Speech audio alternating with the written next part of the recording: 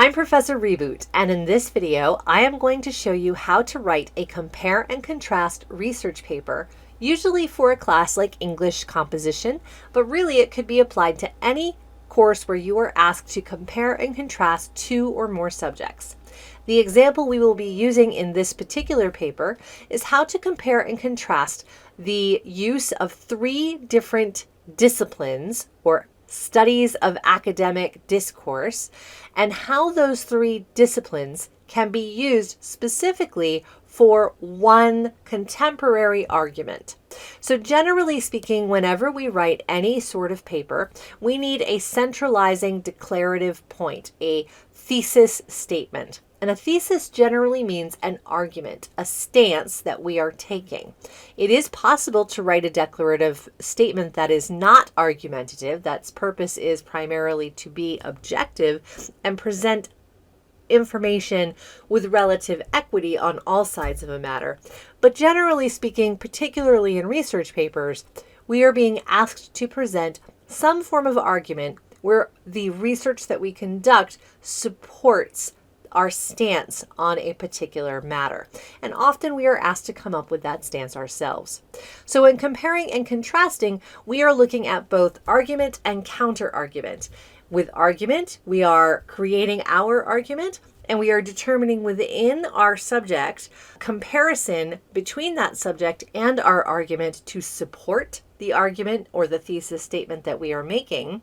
And then we are presenting counter argument or things within our discipline, for example, psychology, art history, and history, as they are used to support the rule of law within the United States. We might look at the counter argument of psychology and how it could be used against the notion of the rule of law in the United States. And we would present that counter argument in order to refute it using our compare and contrast research. Now, the very first thing we do in any research paper is to conduct the research itself. Once we have come up with a general idea of what it is we want to do, it's important for us to go out and find resources that pass the CRAAP test. I am going to speed run through the development of a hook for this paper, and you can feel free to watch that hook and thesis statement video at a later date, or pause and watch it now if you like. So let's get started with this concept. We will be writing a paper that focuses on how psychology, art history, and general history support the development of the rule of law in the United States. So let's get started writing that hook. So in this case, I'm just going to use a logical foundation because in a compare and contrast paper, the purpose is primarily to show my reader how these matters come together to create similarities and dissimilarities within whatever my declaration is. So to start, the hook.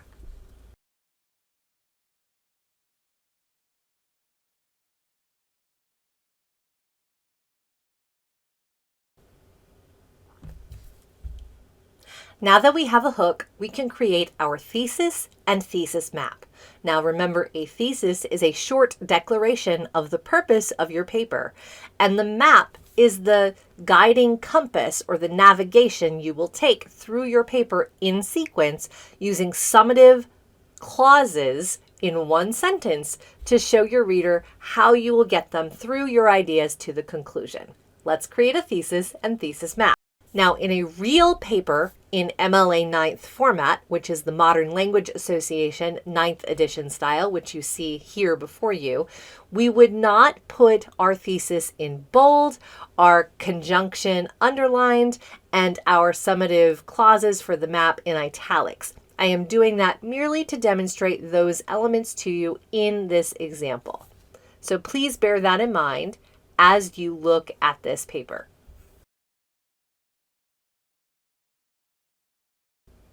So here we have a thesis statement. This statement can be argued very clearly. It's a contemporary issue. And in arguing this statement, that creates the foundation for how and why it is a thesis. Now let's create our conjunction. I often like to use the phrase as evidenced by. However, for simplicity's sake, I will say because. And now let's work through our 3 summative statements about how our disciplines will support this argument about the rule of law. So this brief statement suggests that the first part of the paper will focus on how psychology is used to determine a functional and healthy individual's contributions to how a law or the rule of law is created in the United States. The second part. So next we will discuss how history plays a role in the creation of democracy and how and why certain historical key points across the globe might indicate why democracy and the rule of law do create a good foundation for the country known as the United States of America. And our last point. And there you have it. My thesis statement, a simple declaration of what will be argued, a linking statement, because, and then 3 summative statements to define the primary subjects that I will go through to support my reasoning for this argument. Now, as I conduct each of those paragraphs, I will need what's called a transition statement to demonstrate how one paragraph relates to the one preceding it. Now, if the first thing I discuss is psychology and I end on my thesis here, then the next paragraph would need some transition between this generalized view and psychology. So I might say something like, so as you can see, I've created a connection between the general paragraph preceding it and what will be the primary focus of this paragraph, which is to say a bridge from my thesis into the first idea that I am presenting. Now, to write this paper, you need credible sources. Here's how. Psychology. Look for peer-reviewed articles explaining how social sciences are studied and how individual cognition and empowerment contributes to the rule of law. For history, use primary sources from various democratic nations that explore both the pros and cons of democratic legal systems in other countries. And for art history, perhaps the most nuanced of the 3, pull from art historians and art critics discussing the role of art symbolism and what it plays in movements throughout history. For example, as a quick aside, World War II was largely driven by art movements.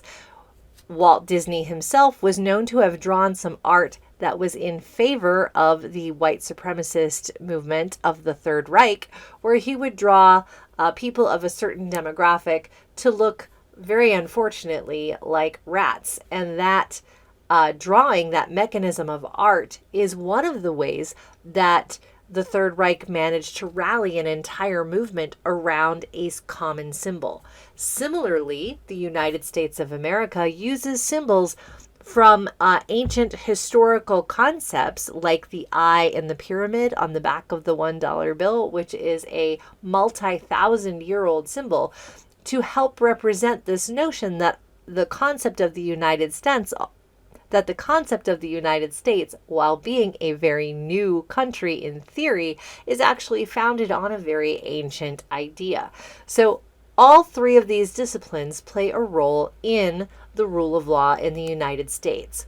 A great way to organize your thoughts is to actually produce a Venn diagram. That Venn diagram can be done using a tool like Google Draw or Paint, or just on handwritten paper, where you draw 3 interlocking circles and determine where all 3 of these fields intersect in terms of similarity and where they are separate in terms of dissimilarity. This will then give you perhaps further tools to help you determine how to compare and contrast each element within the concept of your purpose, which is the rule of law. This Venn diagram presents to us a way of seeing where the 3 different things that we are comparing and contrasting overlap, where they compare, and where they are perhaps dissimilar. As you can see, this central section here demonstrates where all of these ideas come together, particularly this part, where they all have a similar notion in their impact on the rule of law in the United States. So, for instance, psychology refers to the human condition, the human empowerment, the psyche, the ego, cognition, making cognitive choices. And that cognition leads to decision making, which then may or may not get recorded as historical documentation, a historical reaction to an event, recorded as a primary account or a first person experience, such as a journal or an article in the newspaper, so a personal account.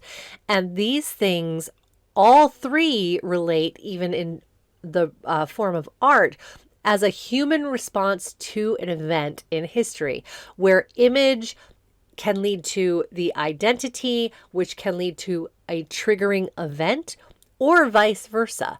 For example, the Statue of Liberty is a beautiful piece of art that was gifted to the United States of America by France as a historical representation of the psychological state of liberty.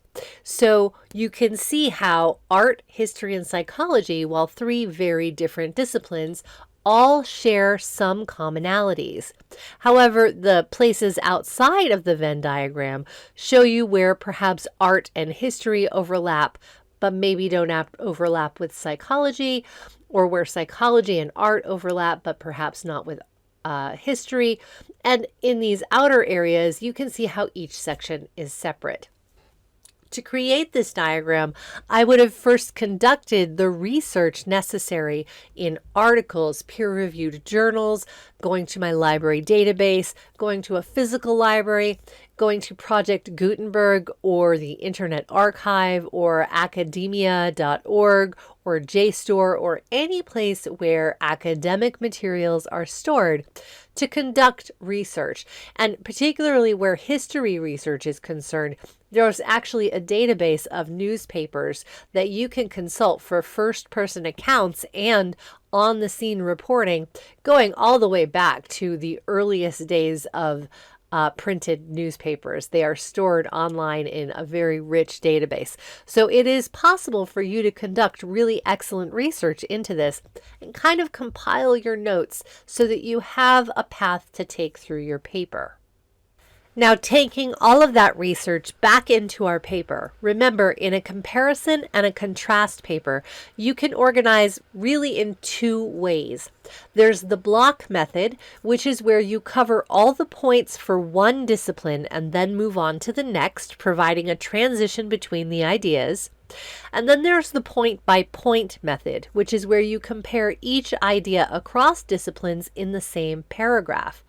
Each paragraph should start with a clear topic sentence that again transitions from the previous paragraph into the one you're in. Each paragraph should use evidence from your research that should be cited properly in text, quoted or paraphrased ideally, and each paragraph should explain why the comparison or the contraindication matters.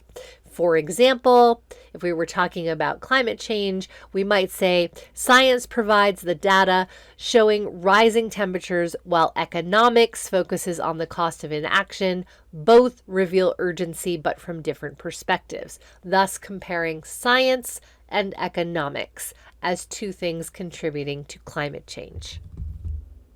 After you have constructed the paper by fleshing out each of these paragraphs using either the block or point-by-point method, your conclusion should bring these ideas together and restate why this comparison and contraindication matters.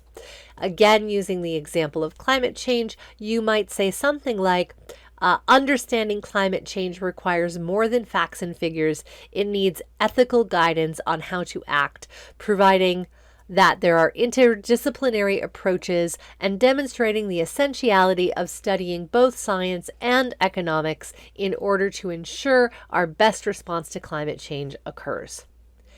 To recap, start with a hook. Craft a strong thesis and thesis map. Research credible sources that pass the CRAAP method. organize your structure, conclude with insight. Follow these steps and you will provide a wonderful paper that compares and contrasts two or more subjects for any discipline that you are writing in. Thank you for watching. Please subscribe for more writing tips and academic success techniques from Professor Reboot.